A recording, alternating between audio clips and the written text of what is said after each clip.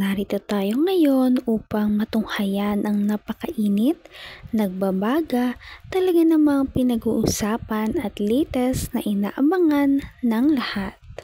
Hindi na nga matapos-tapos ang issue ni Ate Erica dahil nga sa paglapastangan nila sa kanilang pamilya dahil ito ay kanilang walang awang pinabayaan pagkatapos na sila ay nagkaroon ng bahay. At hindi lang yon dahil pati ang kanilang e-lovers na fans ay talagang nagalit na sa kanila dahil ito rin ay iniwan nila pagkatapos pakinabangan. Na po sila magkapatid sa e-lovers. Ayan ha? Sayang din. Okay. So, ang sagot naman po ni admin at sponsor na rin, umalis na po sila. Umalis na po sila Silang bagong sa e-lovers. na kumupkup po. Member sila dito dati. At bumuo sila. Sinulsulan at siniraan kami. Okay. Grabe. Ibig sabihin, So, yan po nangyari mga Kalingap, di ba? From Kalingap, napunta doon sa e-lovers kay Tonyaka Torres. Tapos ngayon po, nagka-problema. Lumibot na naman sa ibang lundagan. ako. Talaga naman at kakaiba talaga si ate, ano? At guys, talagang nakipag-anuhan siya, ha? Batawag doon, nakipagmurahan siya. Ano, kay admin. Makapagmurahan. Iyan. Tunyakaw Torres. So, tingnan natin guys. Basahin natin.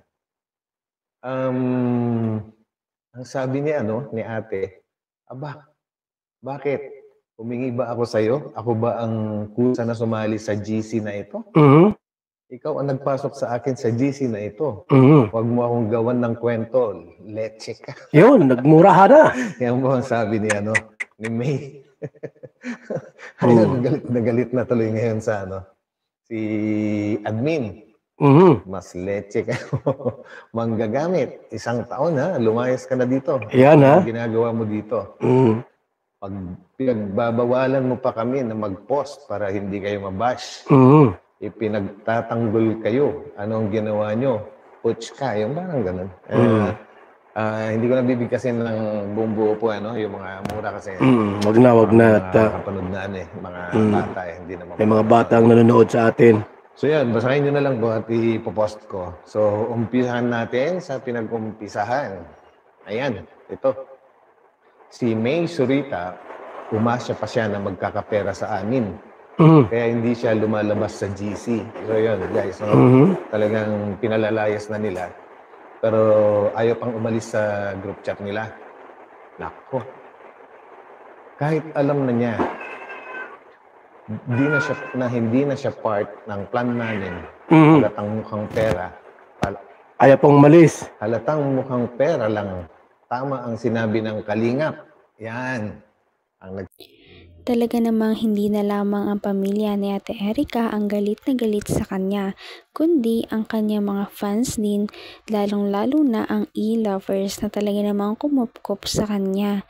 Talagang sinasabi na siya ay napakamukhang pera pati ang kanyang kapatid dahil nga pinapaalis na sila ay talagang nag-stay sila para lamang sa pera.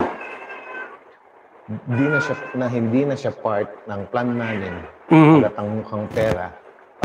Ayaw pang umalis. Halatang mukhang pera lang. Tama ang sinabi ng Kalingap. Yan. Ang nagsabi po nito, si admin po, si Ian Tunyaro Torres. Ulitin ko yung sinabi niya. Halatang mukhang pera lang. Tama ang sinabi ng Kalingap at sinabi ni Lolo at ni Jun. Jun, yung unang Jun E. po sa kanila, si Jun Wonder ba yun, guys? Ayun, tuloy natin. Ginamit nila ang mga tao. Kaya ingat po kayo sa kagustuhan namin na tumulong. Kaso naawa kami. Gawain na pala nila talaga. Dadalhin nyo yan hanggat maputulan kayo ng hininga. Di na sana ako mag-post. Kaso kapal nila. Di na nahiya. So guys, actually, kung panonoorin nyo yung videos nung unang nakapag-vlog sa kanila na si Jun Wonder, ganyan din po yung mga binabanggit, Pero pagdating naman si Kalingap Rab, hindi naman umimik si Kalingap Rab, Kumbaga, hindi naman nagsasalita kasi ng ano yun, ng masama si Kalinga Prab. O, kumbaga, may mga ano lang, may mga chismosa na nagpapasama sa Kalingap po, ano.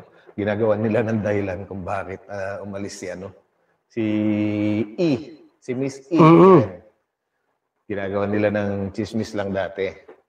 Pero yun pala, napatunayan ngayon ng ano, ng e-lovers na talagang manggagamit itong mga ito. Ayan na, sinabi nyo na yan, Sa ibang grupo.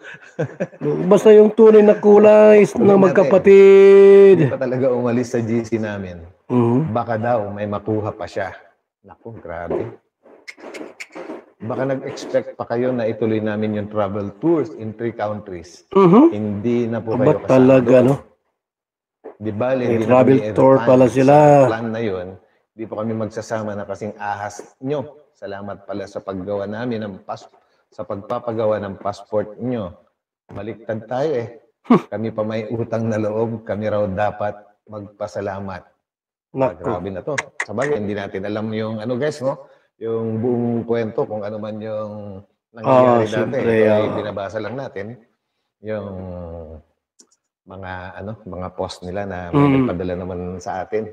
Siya nga. Guys, Lahat ng tao nga ay galit na kila Erica maliban sa pamilya niya at sa Kalingap team dahil napatunay na sobrang mukhang pera lamang talaga siya at pera lamang ang habol niya sa mga tao na nakapaligid sa kanila, pati na rin ang kanyang ate na si Sheila May.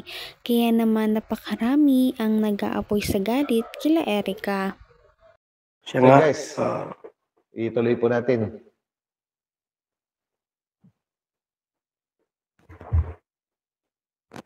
Ayan. At tawa ng tawa si Ian. Ako pa ang ileche mo. Nakatikim ka ng pooch sa akin. Lumabas din ang ugali mo. Ayan. Yan na. Si May. Away na po sila, no? Sila na may kasalanan, sila pa ang matapang. Ano pa nga ba? Palalabasin natin ang ugali niya. Talagang ganyan siya magsalita. Tapos sa bandang huli, nagpapabiktim na siya.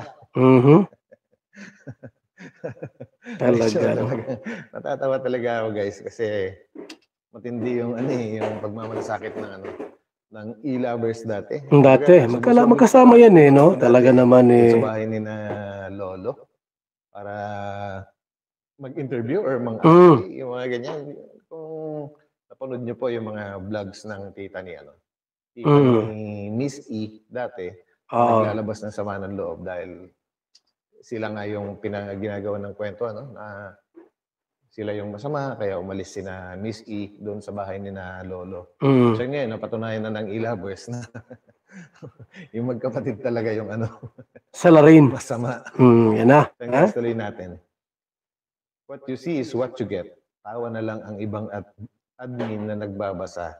Defensive kung di lang nagka-leche-leche, walang tapos ang plano. Sige, marami akong ebidensya sa pagka walang hiya nyo, mag-ina. Bakit mag-ina? Di ba magkapatid yun? Siguro ang binabanggit dito is, di ba kasama nga pala nila ang nanay nila, no? Na lumayas kina Lolo. Kasama yun sa bahay nila. Kasabwat din pala yung nanay nila. Kasabwat din po yan. At naka-block na. Ayan, kumbaga, hindi na natin ma-open yung Seymour kasi screenshot lang po ito. Siguro ang ibig sabihin ni Ian dito, Ian Tunyacao Torres, ay blinak na sila. Blinak na sila ng magkapatid. Kaya, ayan na. Wala na. Grabe yung mga pangyayari. Grabe talaga. Sabi naman ulit ni Miss Ian, ngayon naniniwala na ako sa lolo nila at sa Kalinga. Ayun ha? Kasi aim nilang tumulong, tapos tinalikuran sila ni Ed. Grabe talaga ang mga revelasyong nalaman natin sa video na ito. Ano na kaya ang mangyayari sa pamilya ni Ate Erica? At hanggang dito na lamang muna magtatapos ang ating napakainit, nagbabaga at pinakainaabangan na latest issue ni Ate Erica. At yan ay pagpapatuloy natin sa ating mga susunod na video. Hanggang sa muli, maraming salamat sa panonood. Bye!